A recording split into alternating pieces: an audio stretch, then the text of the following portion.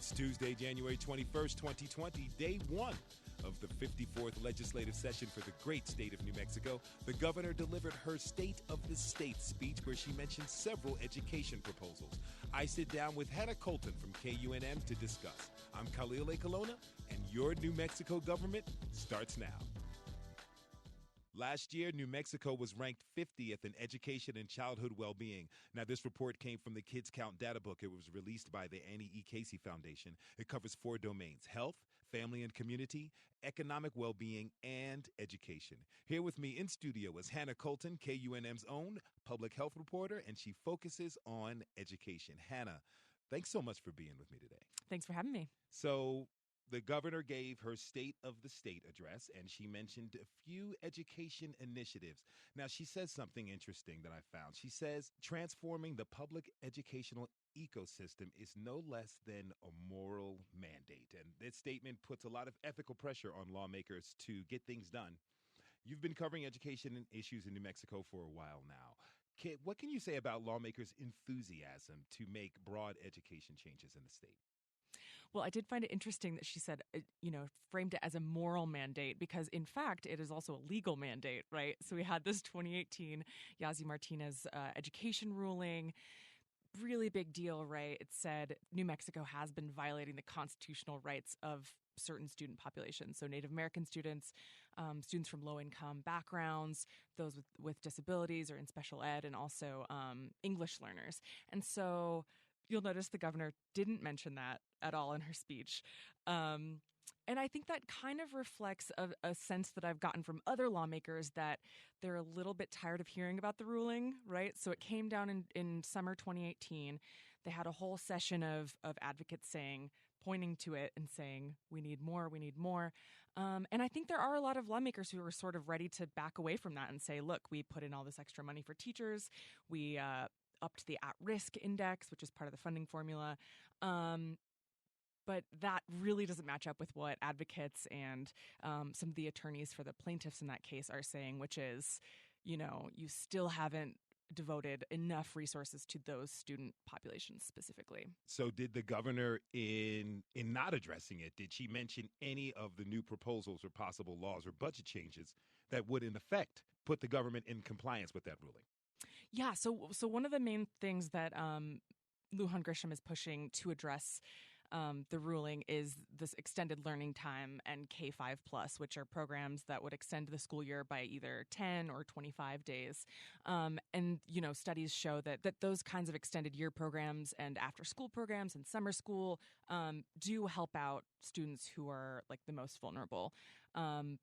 But nothing in her speech addressed specifically, bilingual education, culturally responsive education, special education, which are really like more the nitty-gritty of what advocates are saying is most needed is targeted resources to those students.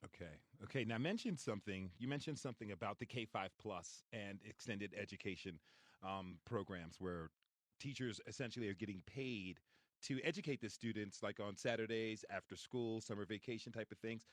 Is there money to pay for that program?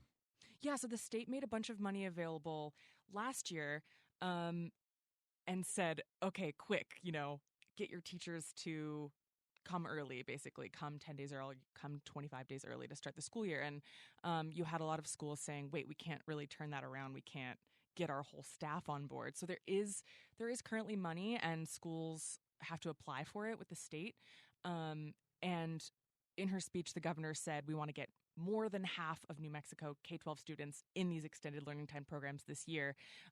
So I believe there's enough funding for that amount, but that doesn't guarantee that number of students will actually be in those programs by this time next year. There's a problem with the rollout and implementation of these programs. Right, and you just have schools with such specific needs and relationships to their community, and it's hard to just turn around and say, hey, we're going to do X number more days of school in the year without getting buy-in, which takes time. Yeah, it sounds like a good idea, but it's just implementation that needs a little bit of work.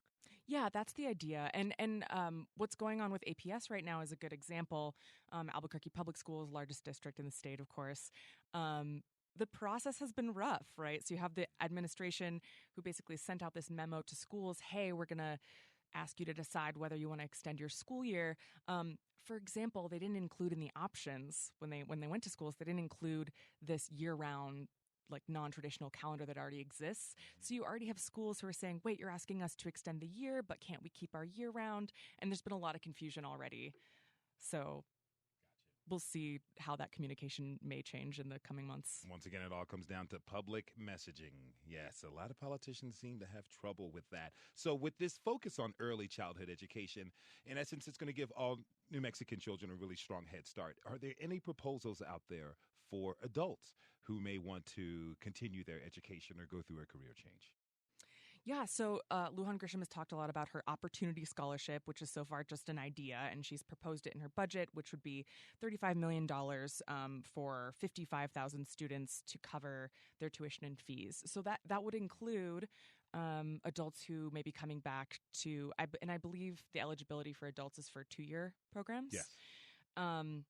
And that plan is still in flux, so it remains to be seen like how much it would help those returning learners versus first-time undergraduates or people straight out of high school. But there is some pushback from the lawmakers on the Legislative Finance Committee who are saying like basically let's make this. They want to direct more of that funding to the lottery scholarship. They want to direct more of that funding to students from low-income backgrounds. So that's all kind of up in the air. Okay, now you mentioned the lottery scholarship. Now, the lottery scholarship has had mixed reviews. Some people really enjoy it. They've taken advantage of it. Other people in the later years, more recently, are finding difficulty with the lottery program. Is there a move at all to get rid of the lottery program? Is this new Opportunity Scholarship supposed to replace the lottery program? So as the governor's proposed it, it would just be an additional program. And her Opportunity Scholarship would be a last dollar program, which basically means after you apply for your federal financial aid, after you maybe get the lottery scholarship, then whatever's left, this Opportunity Scholarship would cover it. And that's what's getting some pushback too, because lawmakers are saying, look, wouldn't our dollars be better invested if this was going on a more need-based basis, for example. So it wouldn't replace the lottery scholarship, but some lawmakers are pushing for that money instead, some of that money to instead go into the lottery scholarship and make it cover more of tuition again. I think it's fallen to cover about 60% of the cost of college. And so some lawmakers are saying, well, let's take some of this money that the governor wants for the Opportunity Scholarship and let's put more in the lottery scholarship. So it would boost back up to about like 80% of costs. It'll help a lot more people out. So that's one idea. Gotcha. Are there any other proposals as far as adult education that are up on board? Sure. Yeah. One that I just saw is being proposed by Representative Christine Trujillo, who's been a leader of the Legislative Education Study Committee. So, could have a pretty good chance of going. But this is specifically would create a fund and like an oversight mechanism for adult education. So it's putting some funding into the higher ed department, but specifically directing some of that funding towards charter schools. And so she wants like all charter schools to be able to have access to an additional like $6,000 specifically for adult education programs. So that could help build capacity in sort of these, places that are already sort of alternative or charter schools around the state. And those are just a few of the issues that are going to be worked out here in the next 29 days. Her name is Hannah Colton. She is KUNM's own public health reporter who focuses on education. Look, we got 29 days left. We're going to talk a lot more. I want to thank you so much for being with me, Hannah. Thanks, Khalil. That's all the time we have for today, but be sure to tune in tomorrow when I speak with Gwyneth Dolan from Ynmg. We're going to talk about fiscal responsibility, something important to all of us, and legislators' reactions to the State of the State speech. Speaking of the governor's speech, if you want to read a transcript, go over to knme.org and you have it all right there for you. For Your New Mexico Government, I'm Khalil Akelona. Thanks for listening. Your New Mexico Government is a collaboration between KUNM, New Mexico PBS, and the Santa Fe Reporter. Funding for our legislative coverage is provided in part by the Thornburg Foundation and the New Mexico Local News Fund.